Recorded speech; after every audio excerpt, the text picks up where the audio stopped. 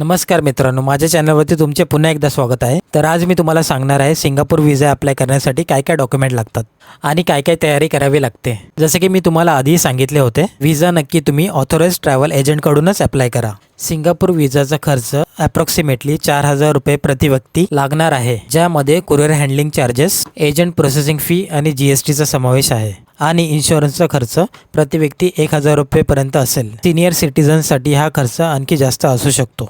पैशाबद्दल सांगायचं झालं तर 6 महिन्याचे बँक स्टेटमेंट तुम्हाला लागणार आहे, ज्यामध्ये तुम्हाला प्रति व्यक्ती किमान 50,000 रुपये एव्हरेज बॅलन्स ठेवावा लागणार आहे। ज्या दिवशी तुम्ही व्हिसा अप्लाय करणार असाल त्या दिवशी तुमच्या अकाउंटवरती प्रति व्यक्ती 50,000 रुपये प्रमाणे, जर तुम्ही 3 जण ट्रॅव्हल करत असाल तर तुमच्या अकाउंटवरती 1.5 लाख रुपये अवेलेबल असायला हवेत।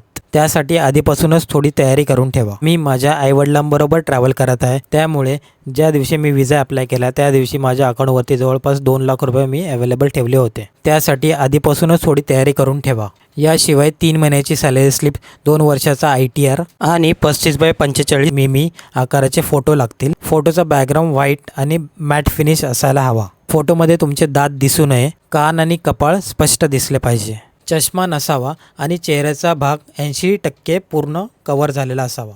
च्या व्हिडिओमध्ये मी तुम्हाला सांगणार आहे की मी किती इंडियन रुपीज एक्सचेंज करून कोणत्या करन्सीमध्ये कन्वर्ट केले आणि मला किती एक्सचेंज रेट चार्जेस खर्च आला।